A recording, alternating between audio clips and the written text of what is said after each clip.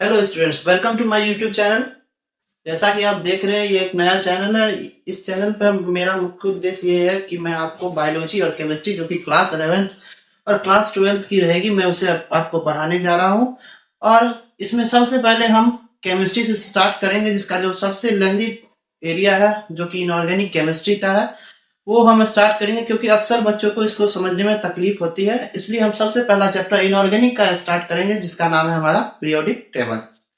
जैसा कि हम देख रहे हैं कि फर्स्ट चैप्टर जो हमारा पीरियोडिक टेबल है, इस चैप्टर को हम 3 पार्ट्स में पढ़ेंगे।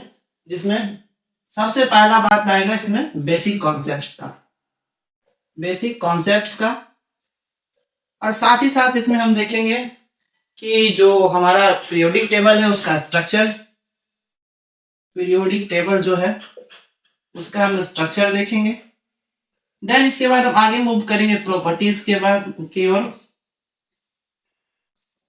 इसमें जैसे कि हमारी प्रॉपर्टीज वगैरह आती है, जेड इफेक्टिव यानी effective nuclear charge, ionisation enthalpy, ionisation energy, electron affinity, इन सब की ओर हम आगे बढ़ेंगे। देन फर्दर हम मूव करेंगे हिस्ट्री वाले पार्ट पर, यानी हिस्ट्री ऑफ पीरियोडिक टेबल। इस तरीके से हम इस चैप्टर को 3 पार्ट में बांट रहे हैं। एक हमारा बेसिक कॉन्सेप्ट वाला है, उसके बाद हमारी प्रॉपर्टीज वाला पार्ट हो जाएगा, और साथ ही साथ देन हिस्ट्री के बारे में हम जानेंगे, पीरियोडिक टेबल का कैसे बनाया गया और कैसे कैसे इसका इवोल्यूशन हुआ है अलग अलग टाइम पर। इसमें जब हम बेसिक पार्ट की ओर मूव करते हैं, बेसिक पार्ट की ओर सबसे पहले, तो उसमें हम सबसे पहले क्या ही बेसिक देख सकते हैं। सबसे पहले हम एटम के बारे में जानेंगे। एटम के बारे में, ये हमारा स्मॉलेस्ट यूनिट है, बचपन से ही सब जानते हैं, स्मॉलेस्ट यूनिट ऑफ मैटर होता है। इसके बाद हम देखते हैं इसके पास कुछ सब एटॉमिक पार्टिकल्स आते हैं। सबसे पहले हम इसमें देखते हैं कुछ सब एटॉमिक पार्टिकल्स, जिनसे ये एटम बना रहता है। जिसमें हम जानते हैं 3 आते हैं, इलेक्ट्रॉन, प्रोटॉन और न्यूट्रॉन। ये हमारा निगेटिव चार्ज पार्टिकल है, ये पॉजिटिव चार्ज पार्टिकल है, जबकि ये न्यूट्रल है। ये दोनों न्यूक्लियस के अंदर पाए जाते हैं, जबकि ये हमारा न्यूक्लियस के चारों ओर ऑर्बिट में पाया जाता है, या सेल्स के अंदर पाया जाता है। तो सेल्स, जैसा कि हम देखते हैं कि कोई भी एक एटम जैसे हम लेके चलेंगे, सबसे पहले से किसी भी एटम का एक न्यूक्लियस हम रखते हैं। इस न्यूक्लियस के अंदर हमारे पास पॉजिटिव चार्ज पार्टिकल के तौर पर प्रोटॉन है, और साथ साथ यहाँ न्यूट्रॉन भी रहता है। इसके चारों तरफ कुछ इस तरीके के सेल्स बनाए रहते हैं, इस तरीके के कुछ सेल्स बनाए रहते हैं, जिसको हम के एल एम इस तरीके से डिनोट करते हैं। और साथ साथ इस सेल्स के अंदर, जैसे हम सेल्स से अंदर मूव करते हैं, सेल्स के बाद आता है हमारा सब सेल, इसको एफ पी डी और एफ के तौर पर हम डिनोट करेंगे। और देन उसके बाद हम फाइनली पहुंचते हैं ऑर्बिट की ओर, जिसमें ये इलेक्ट्रॉन हमारा मूव करता है इसी ऑर्बिट के अंदर। ठीक है, यहां तक आपको समझ में आया होगा, आई होप। अगला पॉइंट आता है हमारा क्वांटम नंबर। जैसा कि हम जानते हैं, कुछ स्पेशल नंबर्स बनाए गए हैं, जिसके हम अलग अलग ऑर्बिटल्स और उसमें कैसे इलेक्ट्रॉन रहते हैं उसके बारे में हम जानते हैं।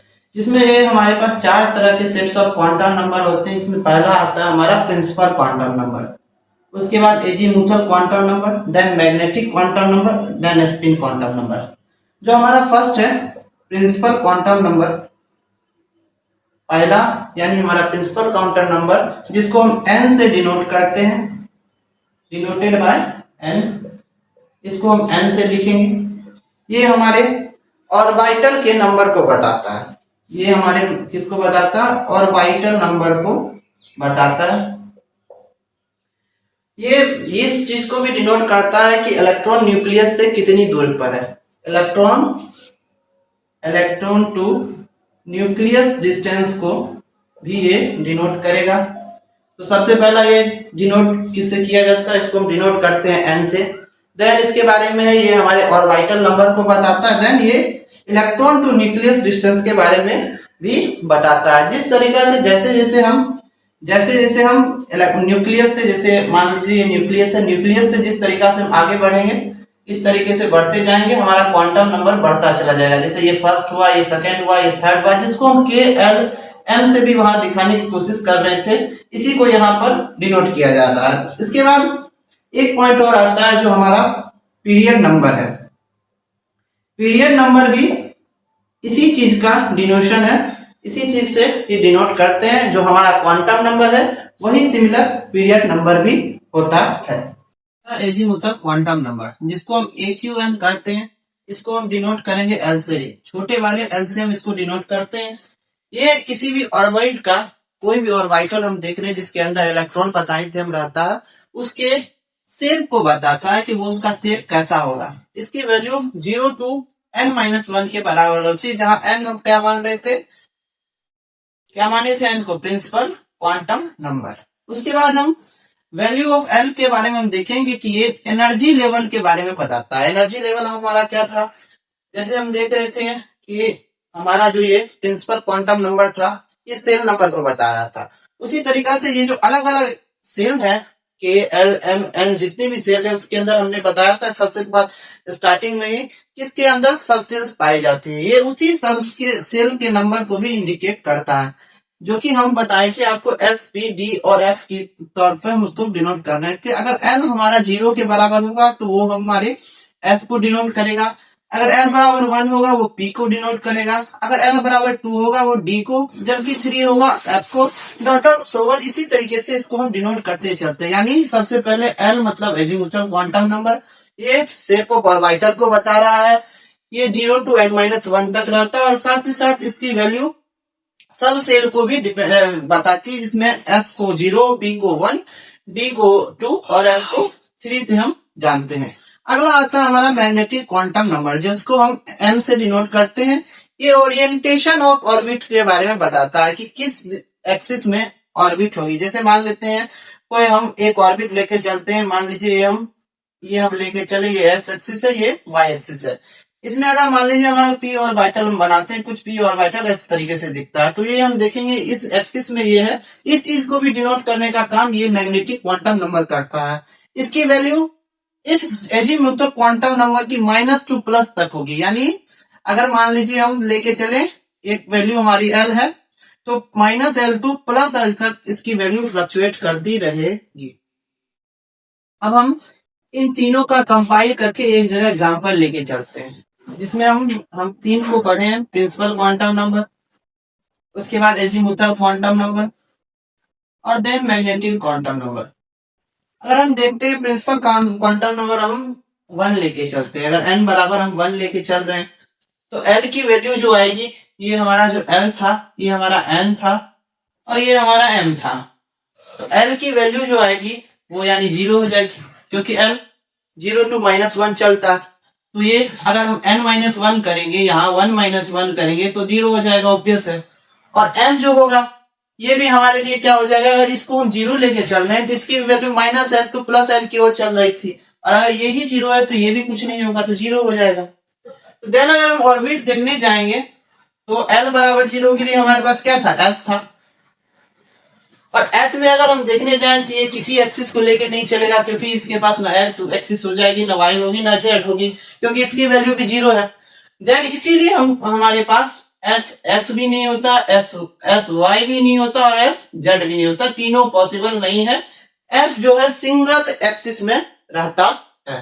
इसके बाद जब हम देखेंगे n बराबर 2 की ओर, अगर हम यहाँ देखेंगे तो n-1 करेंगे तो n-1 यानी 2 - 1 जो कि 1 हो जाएगा। यानी l की वैल्यू क्या हो सकती है, 0 और 1, यानी यहाँ पर s और p दोनों पाया जाएगा, हमारे पास S और P दोनों पाया जाएगा। और हम देखते हैं इसके लिए M के लिए ये प्लस L2 माइनस L की ओर चलता है, तो हमारे पास -1 0 और +1 इसकी 3 वैल्यू आएगी। तो यानी इस जगह पर तीनों एक्सिस पॉसिबल है। जैसे कि हम P को लेके चलते हैं, क्योंकि L बराबर 1 हमारे लिए P हो जाता है, तो P हम देखेंगे तो P में 3 पार्ट में आ जाएगा, PX, PY और PZ। px के लिए -1, py के लिए 0 और pz के लिए +1 वैल्यू हो जाती है। इसी तरह से फर्दर हम आगे की ओर देखेंगे और इसके साथ ही ये तीनों मैंने कंपाइल कर दिया। अब आगे हम देखते हैं, इसी में हमारा चौथा पार्ट जो आता है स्पिन क्वांटम नंबर का। चौथा पार्ट जो है हमारा स्पिन क्वांटम नंबर, जो कि मेनली इलेक्ट्रॉन्स के बारे में बताता है। ये हमें बताता है इलेक्ट्रॉन्स के पोजीशन को। ये मात्र दो तरीका का होता है, -1 एंड +1, सॉरी -1/2 एंड +1/2। ये हमें बताता अपोजिट स्पिन के बारे में।